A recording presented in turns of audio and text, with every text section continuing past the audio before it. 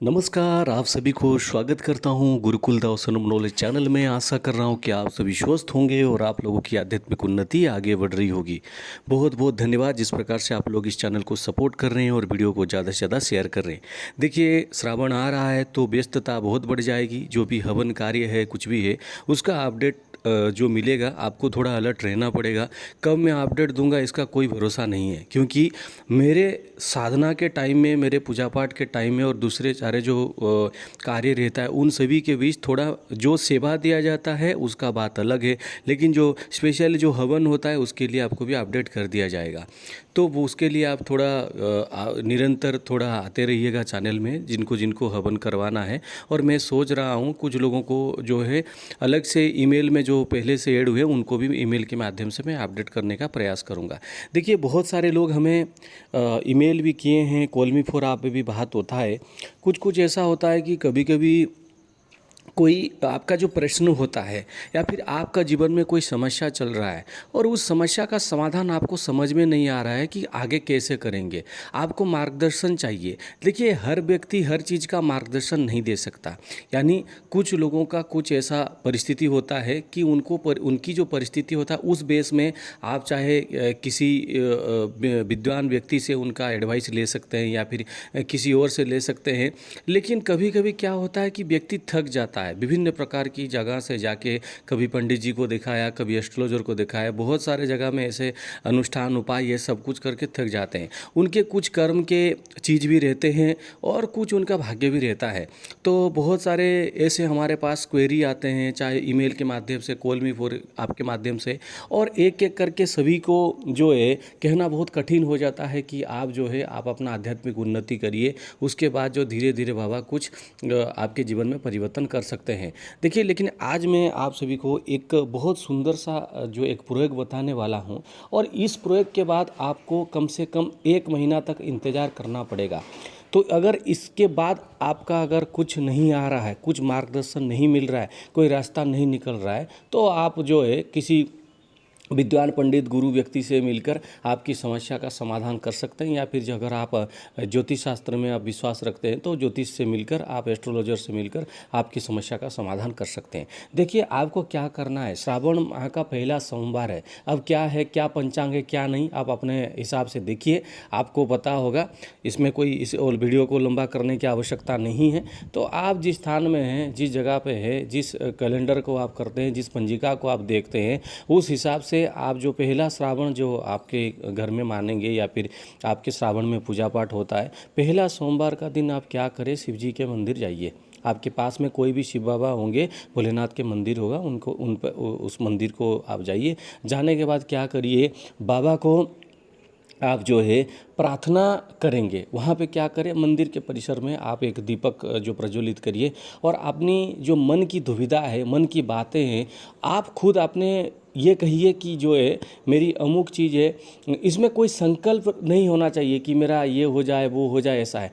बस आप उनको यही कहेंगे कि मुझे जो है मेरी जीवन को एक आगे एक दिशा निर्देश की आवश्यकता है, एक मुझे मार्गदर्शन की आवश्यकता है। तो बाबा मेरा मार्गदर्शन करिए, इतना आप बोलिएगा। अगर उनको आपको आपका कर्म अच्छे हैं, अगर आपका जो आप खुद अभी अच्छे कर्म कर रहे हैं या फिर पहले भी अच्छे कर्म किए हैं या फिर पूर्व जन्म में अच्छे कर्म किए हैं या फिर अभी भी कुछ अच्छा कार्य कर रहे हैं, तो भोलेनाथ जरूर सुन सकते हैं। अगर ऐसा नहीं कि जैसे कुंजवत स्नान, जैसे हाथी स्नान करता है, पानी में जाता है, आता है, ऊपर फिर कीचड़ धूल मारता है, फिर स्नान करता है, ऐसा करने से कोई फ़ायदा नहीं है। अगर जीवन को वास्तविक में सुधारना है तो आप बस इतना ही कहिए। वहाँ पे जाके 100 मनोकामना के साथ मत बैठ जाइएगा कि मुझे ये करना है, मुझे ये चाहिए, वो चाहिए, ऐसा चाहिए, धन चाहिए, संपत्ति चाहिए, ऐसा चाहिए, ऐसा नहीं।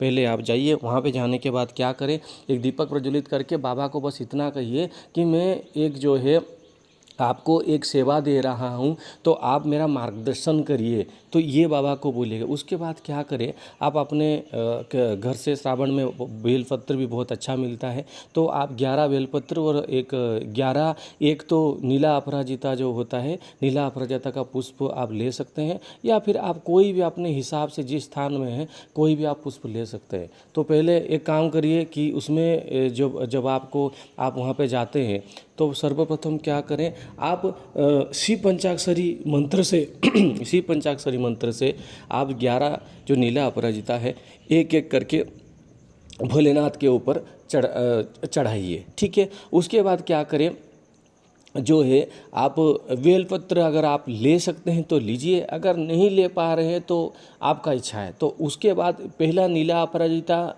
या फिर कोई भी पुष्प है उसको शिव पंचाक्षरी मंत्र से एक बार मंत्र किया, एक पुष्प चढ़ाया, एक बार मंत्र किया, एक पुष्प चढ़ाया। उसके बाद क्या करें कि आप चाहे एक बेलपत्र दे सकते हैं या फिर जो आपके हिसाब से कुछ दूसरा पुष्प दे सकते हैं। अगर आप कर सकते हैं उसमें बस आप रुद्र गायत्री का जो है मन में 7 बार आप जो उसका जप कर सकते हैं।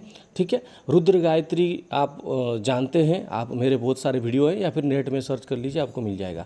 ठीक है, कहने की कोई आवश्यकता नहीं है, बहुत सारे मंत्र क्रियाएं होती है जिसको ऐसे बोल के नहीं दिया जाता है, आपको भी पता होगा।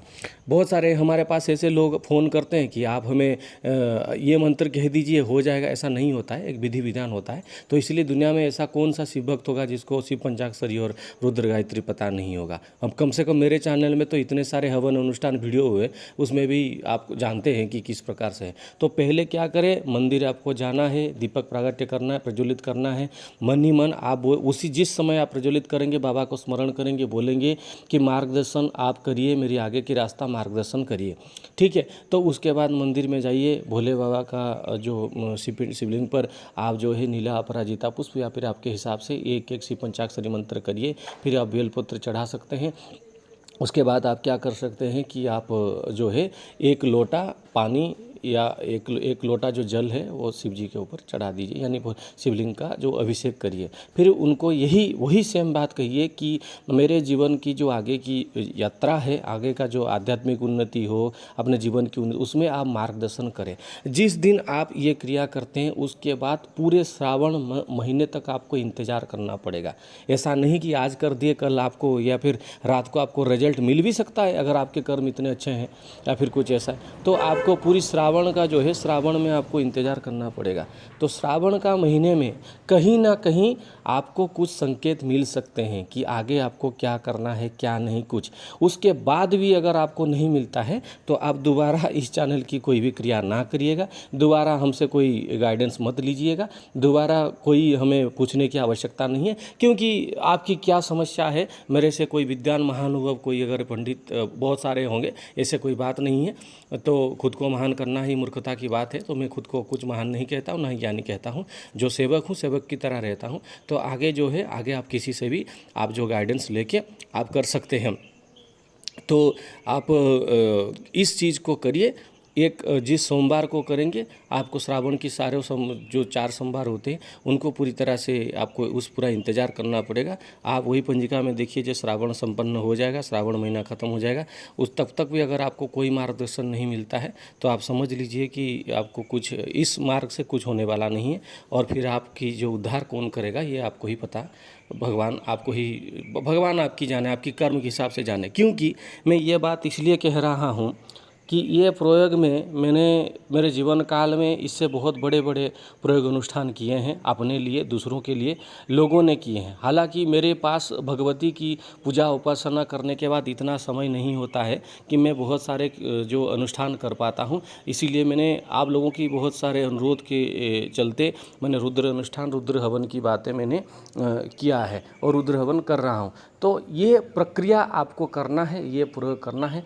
ये प्रयोग करने के बाद आप 1 महीने इंतज़ार करें। अगर कुछ नहीं होता है तो आप व्यर्थ में ही इस चैनल की दूसरा प्रक्रिया वगैरह कुछ करने की कोई आवश्यकता नहीं है, क्योंकि कोई लाभ होने वाला नहीं है। क्योंकि श्रावण का महीना में और ये पद्धति जो दे रहा हूँ इसमें अगर आपको कोई लाभ नहीं हो रहा है, मुझे नहीं लगता कि इस महारुद्र सेवक की कोई दूसरी प्रक्रिया आप पर काम करेगी। क्योंकि ऐसा नहीं होता है, 100 लोग करेंगे तो उसमें से जिनकी कर्म अच्छे होते हैं उनको अवश्य ही कुछ ना कुछ रास्ता मिल सकता है। तो आप करिए, बाकी सब भोले बाबा के ऊपर, बस इतना ही, उसमें ज़्यादा ऐड करने की आवश्यकता नहीं है। बस बाबा को यही समर्पित करना है कि मुझे बाबा मार्गदर्शन दीजिए, मेरी मार्गदर्शन करिए, इतना बस बोलना है। उसमें फलाना ढिमका ये सब कुछ बोलने का आवश्यकता नहीं है। ये करिए, करने के बाद आपकी भाग्य, आपकी कर्म के हिसाब से भाग्य क्या है भोले बाबा जाने। जय भोलेनाथ की।